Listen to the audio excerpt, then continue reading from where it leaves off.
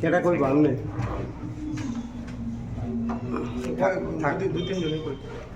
না না একজন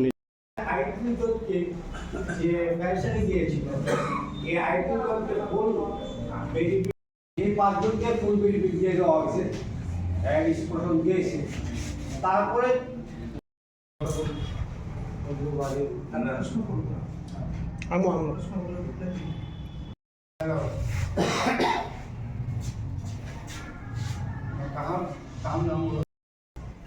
প্রিন্ট মিডিয়া সামাজিক মিডিয়ার অসংখ্য ধন্যবাদ এই खुलुमखा जों 2023 जिमी जरा पेंशन थांनाय रं जों रेगुलार पेंशन माइया कमिटेशन लिव ग्रेजुएटी जों माइया किछु किछु मांखा एरपरे के जों 2025 नि मार्च नि जिमी सीओ एडिशनल सीओ तारपरे सीएम जों मालाइखा डेपुटेशन दिखा तारपरे बुबाग्रा बाइबो दुई देब्रा मालाइखा मालाइनि परेबो जों कोनो बुबाग्रा कौरिखा किछुदिन परे जना सुरा हाख्लायरिनाय एरपरेबो जों विभिन्न डेपुटेशन दिखा रिमाइन परेखे जों प्रेस मित्रबो खालायखा खालायमेन परेखे किछु किछु फल मांखा এই অর্থে যে जों प्रथम 38 जना पेंशन चालू हंखा तारपरे 5 जना केस रिखा रिमाइन परे ओई केस नि मूले जना 38 जना फुल बेनिफिट रिखा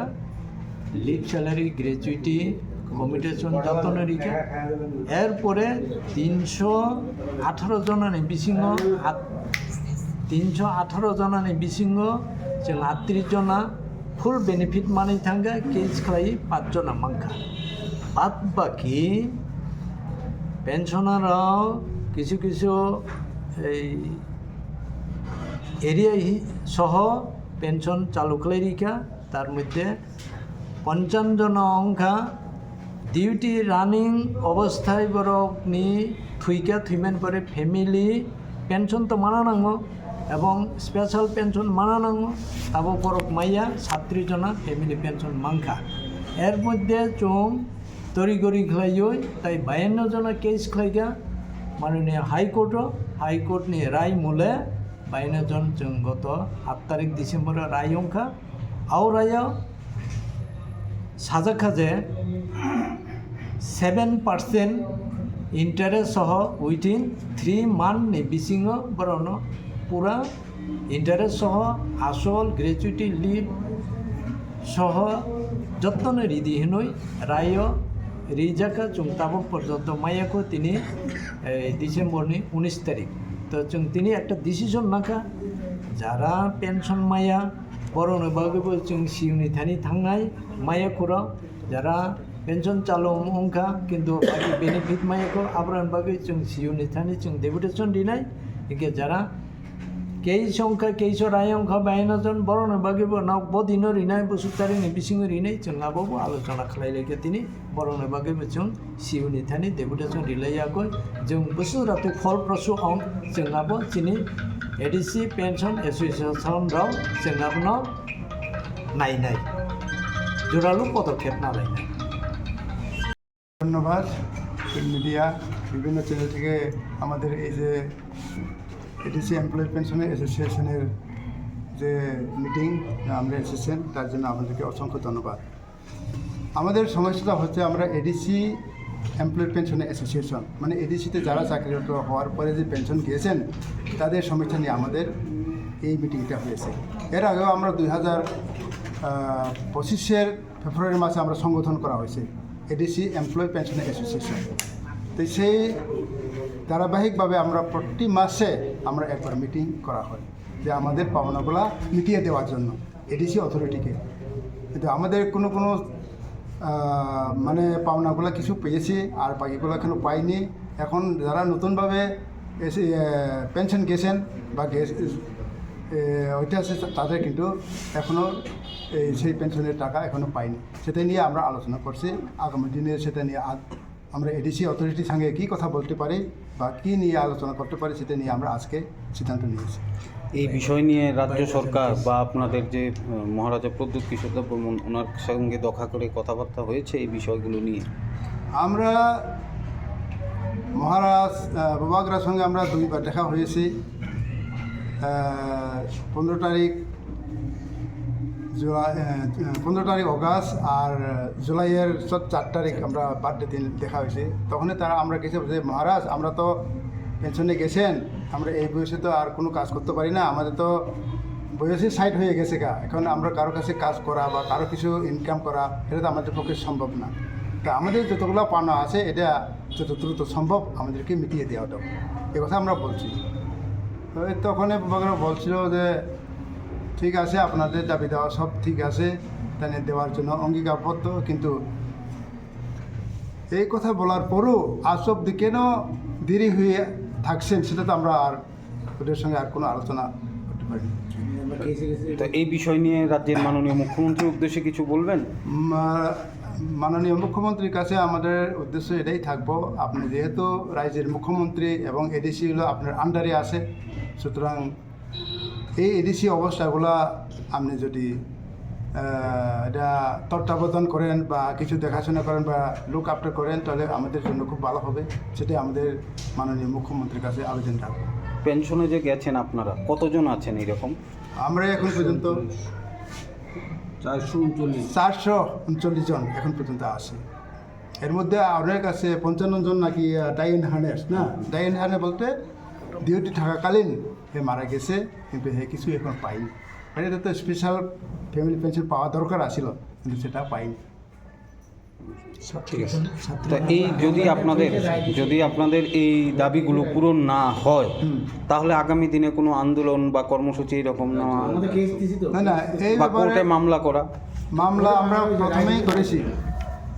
প্রথমেই করেছি। প্রথমে আমরা 5 জন করেছি, তারা যথারীতি পাওয়া গেছে, কিন্তু বাদ বাকি আমরা 52 জন যেটা 52 সেটা আমরা কেস করেছি। গত 8 তারিখ আমাদের ফাইনাল শুনানি হয়েছে, সেখানে আমাদেরকে রাইট দেওয়া হয়েছে যে উইথ ইন্টারেস্ট সহকারে 3 মাসের মধ্যে দেওয়ার জন্য তারা এডিসি অথরিটিকে নির্দেশ দিয়েছে। তো এই আপনারা কেস করার পরও রায় দেওয়ার পরেও কি এত দেরি বিলম্ব হচ্ছে, এটা কি? তো সেটাই নিয়ে তো আমাদেরও খুব চিন্তা বিষয়, কেন বিলম্ব হয়েছে। এখন এটার জন্য আমরা আজকের মধ্যে কিছু সিদ্ধান্ত নেওয়া হয়েছে যে ইতিমধ্যে আমাদের এডিসির সিইও ওর সঙ্গে আমরা একটু সাক্ষাৎ করবো, এর ব্যাপারে কিনা দিয়ে দিয়েছি যদি সম্ভব যতদূর দেওয়া যায় দেওয়ার জন্য। ঠিক আছে, ধন্যবাদ। আজকে আমাদের এডিসি পেনশন অ্যাসোসিয়েশনের পক্ষ থেকে মান্থলি মিটিং প্রতি মাসে একবার করে করা হয়। আমরা 2023 সাল থেকে 2025 সালের নভেম্বর মাস পর্যন্ত টোটাল পেনশনার হোল্ডার পেনশনে গিয়েছেন 439 জন। তার মধ্যে আমরা অ্যাসোসিয়েশন করার পর তাদের সাথে দৌড়ঝাঁপ করার পর মিটিং এবং ডেপুটেশন দেওয়ার পর 2023 সালে 38 জনকে যে পেনশনে গিয়েছিল, এই 38 জনকে ফুল বেনিফিট ওনারা দিয়েছেন। ডাই হার্নেসের 55 জনের মধ্যে 35 জনকে তারা ফ্যামিলি পেনশন দিয়েছেন। এখানে মিস্টেক করেছেন, ওনারা দেওয়ার কথা ছিল যে মূল যে বেতনটা এটা দেওয়ার কথা ছিল, এটা দেন নাই, এখানে মিস্টেক করে তারা ফ্যামিলি পেনশন দিয়েছেন। হ্যাঁ, এরপরে জুলাইতে 2025-এ কেসে গিয়েছেন 5 জন। হ্যাঁ, এই 5 জনকে ফুল বেনিফিট দিয়ে দেওয়া হয়েছে, এডিসি প্রশাসন দিয়েছে। তারপরে অগাস্টের 6 তারিখে 160 জনকে ওনারা পেনশন দেন। আমরা বিভিন্ন দৌড়ঝাঁপ এবং ডেপুটেশন করার পরে ওনারা দেন। টোটাল হয় 238 জন। তারপর নেক্সটে দৌড়ঝাঁপ আমরা যখন করলাম, বিভিন্ন প্রশাসনিক অফিসারের লোক কথাবার্তা করে মিটিং করার পর ওনারা পেনশন আরও 37 জনকে দেন। অক্টোবর মাসে দেন 37 জনকে। টোটাল পেনশন দিয়েছেন 275 জনকে।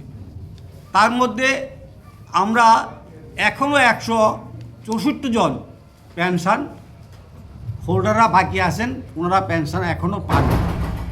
আমরা জানতে পারি ত্রিপুরা রাজ্যের মুখ্যমন্ত্রীর মাধ্যমে আমরা যখন সিও সাথে ডেপুটেশনে গিয়েছিলাম, তখন সিও বলেছিল যে আপনাদের ব্যাপারে আমি কিছু বলতে পারবো না। এখন আমার হাতে কোনো অর্থ দপ্তরের কোনো দায়িত্ব নেই, সবটাই যে এডিসির চিফ এক্সিকিউটিভ মেম্বার ওনার হাতে দায়িত্ব নিয়ে গেছেন, উনি বলতে পারেন। ওনার সাথে মিট করার পর উনি বললেন এত লোক একসাথে পেনশনে যাবে সেটা আমরা বলতে পারি না এবং জানিও না, আমরা এত টাকা কোথায় পাবো। এখন আমরা দেখছি রাজ্য সরকারের সাথে কথাবার্তা বলে আপনাদের টাকা বিটিয়ে দেওয়া যায় কি না। তখন আমরা বললাম যে স্যার, আমরা পেনশনে গিয়েছি, আমাদের ন্যায্য টাকা আমাদের পাইতে হইব, আপনার হাতে টাকা আছে কি না আছে, রাজ্য সরকার দেবে কি না দেবে সেটা তো আমাদের দেখার বিষয় নয়। তখন উনি বললো যে পারলে তখন আপনারা কেস করে নিয়ে যান টাকা, আমার হাতে টাকা নেই, আমরা টাকা দিতে পারবো না। কিন্তু আমরা দেখতে পাচ্ছি বিভিন্ন পত্রপত্রিকা এবং মিডিয়ার মাধ্যমে বর্তমান রাজ্যের মুখ্যমন্ত্রী, ওনারও দায়িত্ব আছে, এডিসি এবং জেনারেল দুইটা অংশের লোকের ভোটে আজকে 42 লক্ষ মানুষের জনপ্রতিনিধি তিনি। ওনার নিশ্চয়ই একটা দায়িত্ব আছে। এত মিডিয়ার মাধ্যমে, নিউজ পেপারের মাধ্যমে খবরগুলো প্রতিদিন উঠছে যে পেনশন হোল্ডাররা পেনশন পাচ্ছে না, এডিজির তারা একই সরকারে আছেন, তিব্বর মতা এবং বিজেপি। এখন ট্রিপল ইঞ্জিন হয়ে গেছেন, ডাবল ইঞ্জিন ট্রিপল ইঞ্জিন হয়ে গেছেন। কিন্তু তারপরও ওনারা বলছেন আমরা জানি না এই ব্যাপারে। সেই দিন আমি আর দেখতে পাইলাম ইউটিউবের মাধ্যমে আমাদের ফিনান্স মিনিস্টার প্রণজিৎ সিংহ রায় বলছেন যে ওনারা যে চাকরি পেয়েছেন ওনাদের পেনশন তো আটকানোর কথা না, ওনাদের ফিনান্সের কোনো অনুমোদন আছেন কি, আছি অনুমোদন থাকলে তো আমাদের কাছে এরকম রেকর্ড নাই, না পাওয়ার তো কোনো কথা না। আমি জানি না উনি জানেন কি না। রাজ্য সরকারের কাছে এডিসি প্রশাসন যখন লোক রিক্রুট করা হয় তখন একটা প্রপোজাল পাঠানো হয় যে আমার এডিসিতে এই ডিপার্টমেন্টে এতজন লোক আমরা রিক্রুট করব, তার জন্য আপনারা অনুমোদন নেন। তা রাজ্য সরকার অ্যাসেম্বলির মধ্যে এটা অনুমোদন দেওয়া হয় অ্যাসেম্বলির পক্ষ থেকে, যারা অ্যাসেম্বলিতে মেম্বাররা আছেন ধনী ভোটে পাস করে এবার ফিনান্সে পাঠানো হয়, ফিনান্স থেকে অর্থ পাঠানো হয় এডিসির মাধ্যমে। তারপরে এডিসিকে বলা হয় যে আপনি বিজ্ঞপ্তি জারি করুন। তাও এডিসি নিজে বিজ্ঞপ্তিটা জারি করতে পারে না, রাজ্য সরকারের মাধ্যমে বিজ্ঞপ্তি জারি হয়। তার পরবর্তী সময়ে এডিসিতে বিজ্ঞপ্তি জারির পরে সবাই অ্যাপ্লাই করে সার্ভিসের জন্য, সেখানে আমরা সার্ভিসে গিয়েছি। তাহলে উনি বললেন যে আমাদের ফিনান্সের অর্ডার নাই, হয়তো এর জন্য আটকাইছে। আমি জানি না উনি কতটুকু জানেন, এটা তো নিশ্চয়ই জানেন, নাহলে তিনি অর্থমন্ত্রী কেমন হয়েছেন, ঠিক না? এই হলো ব্যাপার চলছে। তো এরকম দিয়ে একটা কথা আছে বাংলা, পাটা পোতা ঘষাঘষি মহিষের কাম শেষ। এখন আমরা তাদের কাছে ওই রকম হয়ে গেছি। আজকা যাবো রাজ্যের মুখ্যমন্ত্রীর কাছে, কালকা যাবো এডিসির চিফ এক্সিকিউটিভ মেম্বারের কাছে, পরশু যাবো সিউর কাছে, তারপরে যাবো রামের কাছে। এই করতে করতে তো আমাদের জীবন শেষ। আমরা টাকা পয়সা কবে পাবো না এটা কোনো নিশ্চয়তা নাই। তারপরে দ্বিতীয় দফায় আমরা কিছু লোক সিদ্ধান্ত নিল যে আমরা সমিতির কথা আমরা শুনতে রাজি না, আমরা কিছু লোক আমরা করব, কেসে যাব। তো 52 জন কেস করেছেন, কেসের রায় হয়েছে এই গত ডিসেম্বরের 8 তারিখে। রায়ে হাইকোর্ট বলেছে 7% ইন্টারেস্ট উইদিন 13 ডেজ বাদ দিয়ে যেদিন রায় হয়েছে ওই দিন পর্যন্ত তাদেরকে 7% ইন্টারেস্টে উইথ কমিউটেশন, লিভ স্যালারি এবং গ্র্যাচুইটির উপরে তাদেরকে 7% ইন্টারেস্টও তাদের টাকা রিটার্ন করা হোক, এবং 3 মাস তাদেরকে সময় দিয়েছে। এটার উপর অপেক্ষায় আছি, এখন কি হয় দেখা যাবে। এই বলেই আমার এখানে আলোচনা শেষ করছি। যদি আমরা টাকা না পাই, পরবর্তী সময়ে মুখ্যমন্ত্রীর সাথে আমরা ডেপুটেশন দেবো, মুখ্যমন্ত্রীর সাক্ষাৎ করবো। এটা কথা ছিল আরও 2 মাস আগেই, আমরা মিস্টেক হয়ে গেছে। মুখ্যমন্ত্রীর সাথে দেখা করার পরে যদি না হয়, আমরা রাজ্যপাল পর্যন্ত আমরা যাইতে বাধ্য, এবং রাজ্যপালের হস্তক্ষেপ আমরা চাই না।